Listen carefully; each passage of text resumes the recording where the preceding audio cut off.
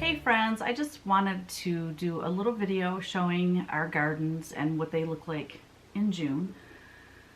Not a lot of color yet, probably another couple weeks with the peonies and other things blooming, but I went ahead and it was very spur of the moment. I was actually just going to go take some photos and I thought, gosh, I might as well just do the video now. So you'll see throughout the video, I'm like, I don't know the name of this. I would have done some research, and so I would have looked like I knew what I was talking about a little bit better than I did. But anyways, I did the research afterwards and inserted the names of the plants that I could not remember the names of at the time I videotaped. So I hope you enjoy the video. I want to do another one early July. And if you follow me on Instagram, you'll see blooms throughout the summer because I love flowers. I am not a professional gardener by any stretch of the imagination, but it is one of my passions, one of my hobbies. It relaxes me, and I just so enjoy sitting on my deck or walking around the yard with a glass of wine and just enjoying it. And I love working in it, and it's therapy for me. God knows I need it. So I hope you enjoy this, and we'll see how the garden transforms throughout the summer. Today is June 9th, Sunday morning. I just want to do a little video showing my garden so far. So I have a rose bush here. Got some little violets down there. This right here is a creeping hydrangea, and it was climbing up the entire side. This is the back of our garage. There's a dead piece up there that we got to get down. But Jerry pulled that down for me because it was starting to get up under the siding and up under the soffit. You can see it way up there. It was starting to grow up under the soffit. So it was going to cause major problems. So that's cut way back. So I got to clean all that off the siding. And then I got that at Tractor Supply. Kogut, the family crest, is a rooster. And there's a rooster on that trellis. You just can't see it. But anyway, that's a clematis, and we'll get like a pink flower on it. But yeah, there's, in the corner, there's that creeping hydrangea I got to get rid of. Anyway, hostas galore, some sedum, some lilies, another big rose bush. This one I got from my mom. She didn't want it anymore, and it gets a lot of pink, small roses. So pretty. This, I don't know what this is. My friend gave me that. Renee gave me that. And it's spreading and filling in so beautifully, and it keeps the weeds out, so I love that. But it gets these beautiful yellow flowers, and I'm not a big yellow flower person, but that shade of yellow is beautiful. So we've got some dianthus, some zinnias, the short zinnias. I've got daisies back here that are just coming up, and they'll be blooming probably not till the end of June or July. And the allium, that's pretty much done. Lilies, and then I've got that purple iris back there. More hostas, more dianthus, which is so pretty. Another big lily, peony. Got some more. That's nice, teeny. Got some more.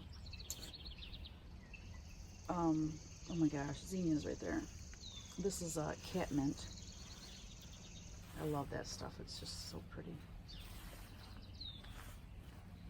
And forget-me-nots, they're just about done blooming. I love those. Those just reseed themselves. More irises coming up here. More lilies.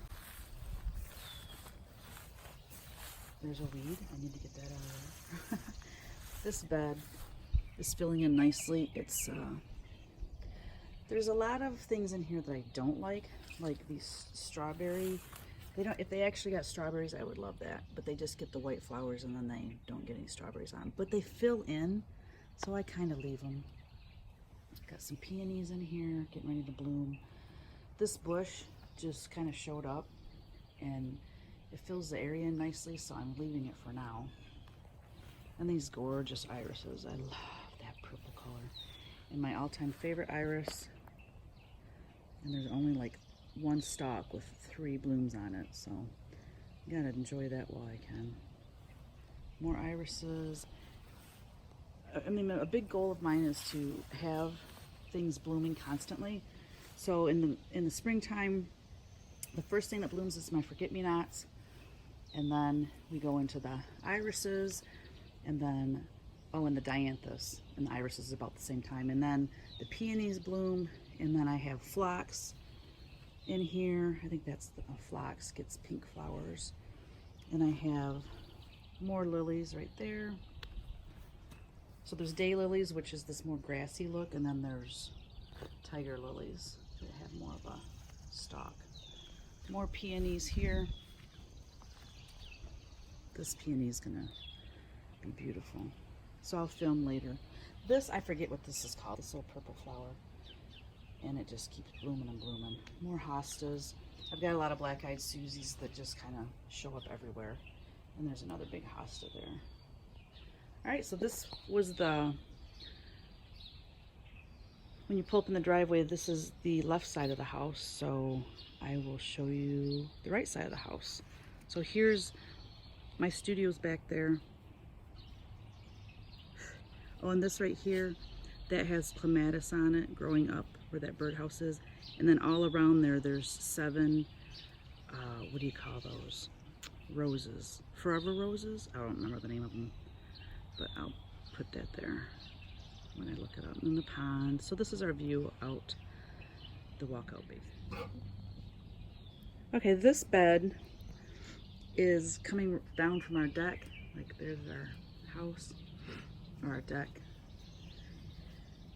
And this bed, we made this for Ryan, because when Ryan was younger, he loved helping me in the garden. It looks quite different now. We didn't have all these hostas in there before. He had all kinds of little flowers and things. So I've got more of those purple irises that are going to be blooming. I love my hostas. This is a hydrangea that some years blooms big, beautiful, bold flowers, and some years it's just a beautiful green bush. Not my strong suit. Then ferns and hostas growing under the deck. This deck is off our bedroom, the master bedroom. So flowers and, or not flowers, ferns and hostas here. And then this bed, we haven't really done anything with. For Ryan's graduation, which was 3 years ago, this was not even finished. We didn't even have the rocks around it and everything. So we have the weed barrier down, and I'd like to put some bushes and things. And then a lot of these flowers my mom gave me, because after my dad passed, taking care of all the flowers and stuff was too much for her. So she wanted to get rid of it. And I said, well, I'll take your flowers. So I didn't know where to put them, so I just kind of stuck them in here for now. I can always move them somewhere else if I put bushes in here. This is a clematis that is supposed to be growing up the antenna thing, but it's not working. Another hosta, and then we have just like this whole blank area, which I'd love to fill with more hostas. And then I've got tons of peonies over here, which I'd like to keep moving these around my garden. So now we're coming around the front of the house, and I'm super sad that these 2 bushes died. That one and that one. They're supposed to look like that one. So those died, which is a real bummer. So I'm gonna have to take those out. So this is the front of our house.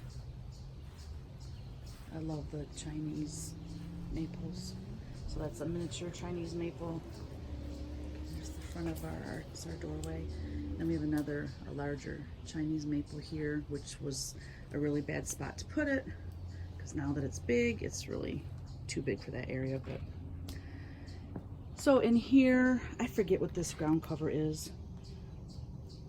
It likes shade, and I've been trying to grow it forever, and finally it's taking off. This hosta gets giant. But I had bluebells in here, which you can see right here. I need to cut those back. This is, oh, I forget what that's called too. And then I've got a juga, which is this. I don't know if I'm saying it right, but it's A-J-U-G-A. And then last year we planted these 3 little pines right here, because that's the 3rd time we've planted something there because nothing wants to grow. And then I forget what this stuff is, but it's so pretty and it just keeps spreading and I love it. And then I can trim it back when it's done blooming and it will bloom again. So that's really cool. And this is, I forget what this stuff's called. It's some sort of, I want to say sedum, but I'm not sure. But it's a ground cover and it's all, as you see, all through here. And then this is one of my favorite beds. I did that vinegar, Epsom salt, and Dawn dish soap on this, and I got a little bit far out here, killed some grass, but this allium's done blooming. I need to take all that out today.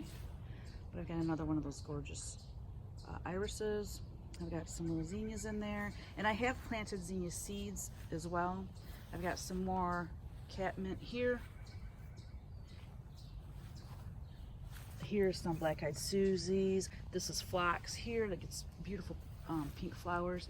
Spiderwort, which all that grassy stuff in there.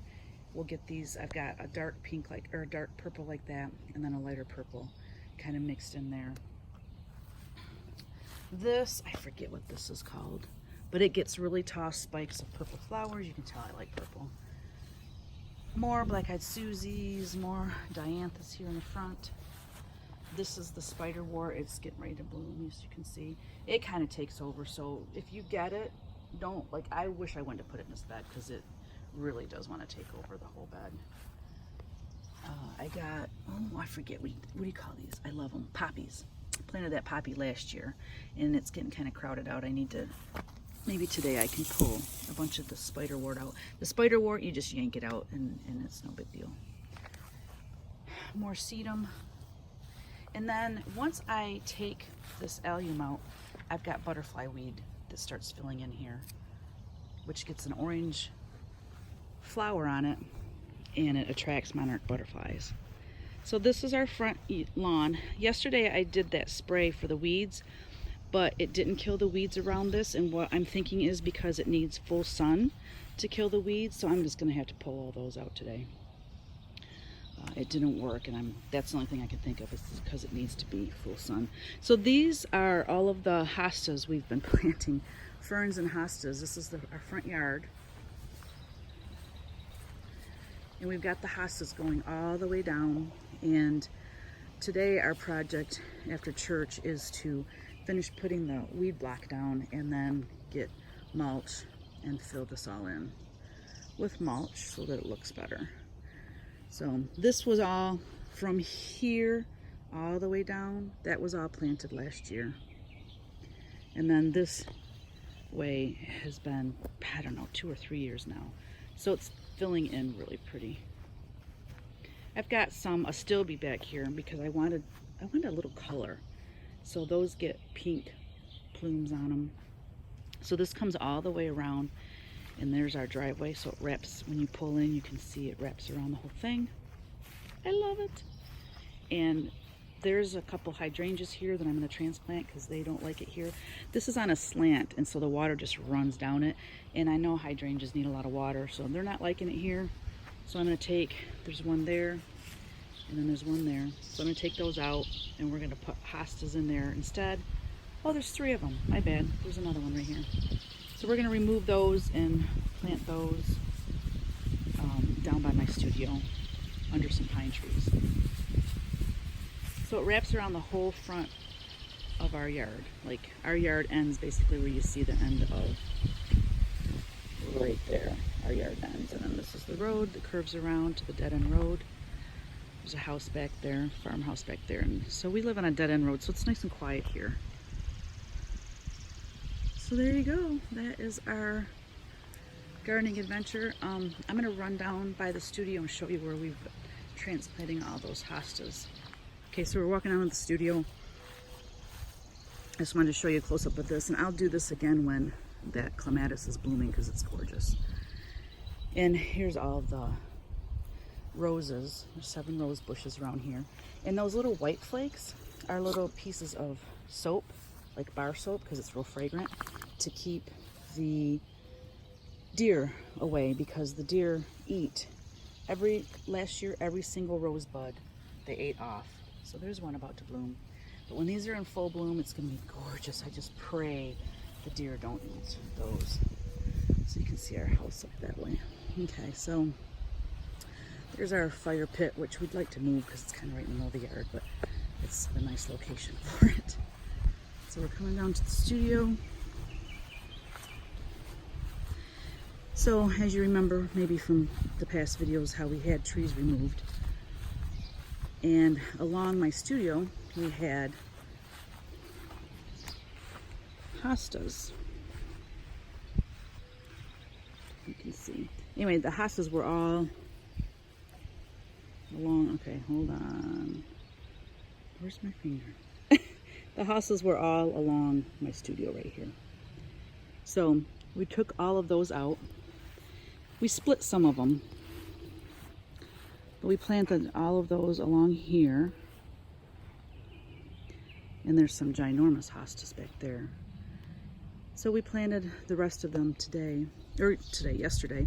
And all this dead wood is just trees that have, see, this is just a clump of pine trees. And I love it because it kind of hides my studio from the road, but they aren't looking so healthy, and some of them have died and fallen over, so we just have a big pile. That's why we have the wood burning, the fire pit, so close to this area, because there's so much dead trees and things, limbs here. And then see these big, those are big, huge, like cable would be wrapped around those. Well, I forget where Kevin got them, but when we have a bonfire, we have people over, we roll those out and set them up and use them as tables. Oh my gosh, genius, love it. So yeah, this area needs more work, but what I want to do is take these hostas and just every year divide them and just fill this whole area in with a bunch of hostas, because they get morning sun until about 1:30 in the afternoon, and then they're in shade, so they should do really well here. So anyway, there's what we do in our free time is take care of this place, but I love it. So now we're up on our deck that comes right off the living room and kitchen. Got some flowers up here, and it's just such a pretty view. I like to stand here and look down on my pretty flowers. Not a lot of color going on right now.